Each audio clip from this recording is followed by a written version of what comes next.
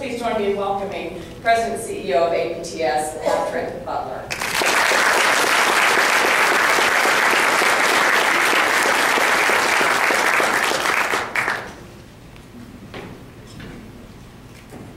Thank you. There's a Washington saying that everything may have been said, but not everybody said it, so I'm going to repeat something that Pat has already told you. I am honored to join you today, and I'm very grateful for the warm welcome you've given me over the past couple of days here, and I'm looking forward to working with you all. I should tell you first of all that I'm not, while I'm the new kid on the block, I'm not really all that new. As Polly was saying, I've been a member of the APTS board for the past 2 years, and I've been chairman of the Maryland Public Television Foundation for the past 6 years. I've been a producer for public television for 13 years, and I've been a corporate or foundation or government underwriter for about 25 years, and a loyal viewer for more than 40 years. So this is not altogether new for me, and I'm looking forward to working even more closely with you. I believe deeply and enthusiastically in your mission, and I'm going to do my best to persuade the Congress, the White House, the FCC, the news media, the funding community, and anyone else who will listen that public broadcasting is one of the most important enterprises ever invented in this country, and one that richly deserves continued support from the federal government and many other public and private benefactors. Here is where I think we are. The new Republican majority in the House of Representatives is very serious about reviewing all of federal funding, from Medicare and Social Security to national defense and public broadcasting. The government is facing a $1.3 trillion federal deficit, and our political leaders of both parties are looking at every option for reducing the cost of government. The cost of public broadcasting is barely a rounding error in a $3 trillion federal budget, but underlying our negligible budgetary impact is a more philosophical argument about whether the government should be in the media business at all, and especially in economically challenging times like these. There are ideological complaints in some quarters that complicate matters further. A new web-based platform called UCut, through which citizens can vote on where to cut federal spending, has identified public broadcasting as a candidate for cuts. The Senate is not so interested in public broadcasting as a spending target, and not so enamored of making cuts by referendum, but we can take nothing for granted there either. The White House, through its Office of Management and Budget, has proposed stable funding for public broadcasting, but has also proposed to zero out or consolidate programs we've depended on for years. Our job, and it's not just mine, it's yours too, is to make it clear that public broadcasting is not a luxury we can't afford, as one congressman has recently suggested, but rather an essential part of the fabric of this country, an enterprise that performs the mission that it was assigned by Congress very well through a highly successful public-private partnership, a national treasure that contributes every day to a well-educated, well-informed, civil, and cultured citizenry, well-equipped for the special responsibilities they exercise in the world's oldest and most successful democracy. In creating the Corporation for Public Broadcasting in 1967, Congress found that it is in the public interest to encourage the growth and development of public radio and television broadcasting, including the use of such media in instructional, educational, and cultural purposes. In the 44 years which have followed this act of Congress, public broadcasting has pursued this mission with extraordinary success. It has created a public media infrastructure of more than 1,000 local public television and radio stations, which enhance the lives of their local communities through lifelong learning, cultural programming, job training, and in-depth examination of local issues, history, government, and society. It has created a home for Sesame Street and other groundbreaking children's programming, which has helped millions of America's children get ready to learn. It has created a home for the works of accomplished filmmakers and historians like Margaret Drain and Ken Burns, whose documentaries have taught America its own exceptional story as no commercial medium could do. It has created a home for great performances in Austin city limits on television, and classical music and opera on radio, bringing the best of American culture to the most remote places in our country. It has created a home for a Prairie Home Companion, Car Talk, Science Friday, Diane Rehm, Live at the Met, and other much-honored radio programming that run the gamut from extolling America's small-town virtues to explaining events in a dangerous world in unparalleled depth and breadth. It has created a home for the most trusted and civil news and public affairs programming in America, from the nightly PBS NewsHour to NPR's Morning Edition and All Things Considered, to hundreds of candidate debates in every state in the Union. It has created a home for NOVA and for many other programs that inspire our young people to pursue studies and careers in science, technology, engineering, and math. It has created a place to explore the rich diversity and culture of our country with programs such as Nashville Public Television's Next Door Neighbors and Tennessee Crossroads. And as we have learned just this week, it has created a powerful engine of progress in this country, from making the most of our senior years to saving a generation of high school dropouts. No wonder public broadcasting has attracted a regular audience of 170 million Americans. No wonder the American people rate public broadcasting as the second best use of taxpayer dollars, just behind national defense. No wonder that for the past 7 years in a row, the Roper poll has found public television to be the most trusted national institution in America.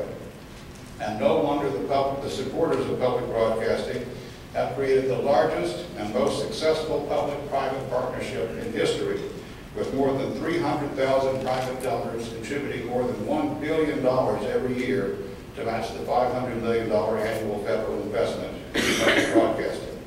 From the 90th Congress through the 111th, our elected representatives have made a priceless commitment to this system of enlightened citizenship. And now, with the benefit of 21st century technology, public broadcasting is poised to do much more than we were able to do when bound to the radio and television media alone. We provide the infrastructure for the digital emergency alert system to warn first responders, government officials, and citizens of public safety, medical, and weather emergencies in the making. We provide the backbone for Amber Alerts in communities across the country, and feed the head-ends for wireless providers for alerts to cell phones, pagers, and other mobile devices. We provide virtual high schools with rich offerings of courses and teachers for hundreds of thousands of students every year. We supply a digital learning library, a teacher line, PBS Kids Go, PBS Kids Island, the Great Word Quest, and many more educational innovations at the local station level as well. I have only scratched the surface of what public television is doing to serve our country. I have learned a great deal more in these last 2 days, and I encourage all of you to tell me more about how your station is contributing to the common good. APS has a newly redesigned website, www.apps.org, which highlights the good work of our member stations. We have dozens of good stories on the site already, but I want hundreds of stories about how you serve your community in ways that no other institution can do. I want to tell Washington and the world about local people serving local needs and neighbors. As much as we're doing, there's still more we can do and plan to do. As the states arrive at common educational standards, not imposed by Washington, but agreed among governors, legislators, and chief state school officers, important new opportunities are arising for public media to embed themselves even more deeply in the classroom, bringing all of their technological, artistic, and curatorial resources to bear on improving educational achievement in this country. We are in discussions with the National Archives to incorporate its Docs Teach initiative, teaching American history through the use of 10,000 primary documents safeguarded by the archives, and the public media infrastructure to give Docs Teach virtually instantaneous national reach through our system of 368 local public television stations. We are in discussions with the White House and the U.S. Department of Education to develop a partnership that brings the best thinking and pedagogical innovation and learning technologies to thousands of classrooms around the country through the public media infrastructure. We are in discussions with the U.S. Department of Labor to create more effective job training programs through a national partnership with public media. And we are exploring with the Federal Communications Commission ways in which we may use our new digital spectrum most efficiently in the service of our educational, instructional, and cultural mission. Congress has charged public media to reflect the diversity of America to the fullest extent possible. Our historic local focus has served this mission well, but we see this diversity in its deeper sense as meaning a diversity of perspectives across a range of ideological, geographic, racial, ethnic, cultural, generational, and other fields. Diversity to us means public in the broadest sense.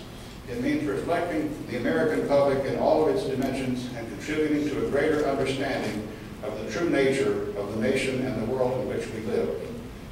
We are proud of the fact that public opinion research has consistently found that public broadcasting is viewed as significantly more objective and comprehensive in its coverage of the nation and the world than any of its commercial counterparts on radio or television. We fully understand, particularly in a time of economic challenge, it is appropriate for Congress to carefully examine every federal expenditure to assure its continued value to the American people. And we fully expect that Congress will conclude that its annual investment in public broadcasting of $1.35 per taxpayer is more than justified by the instructional, educational, and cultural services we offer to the American people.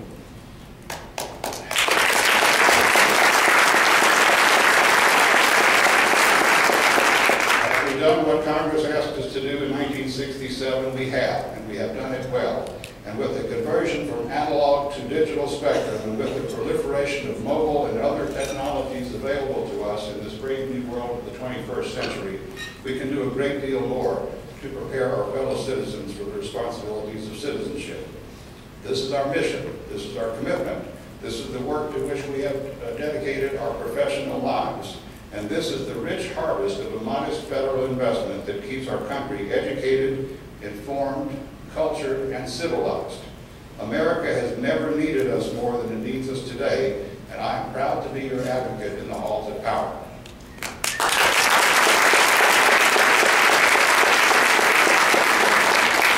We will need your help more than ever before to make this case in Washington, and we have an exciting new way to do it. APTS has joined with public television and public radio stations around the country to launch the unprecedented campaign of 170 million Americans for public broadcasting. Most of your stations have already joined as partners in this new campaign, a grassroots effort stretching from Homer, Alaska to Fort Myers, Florida.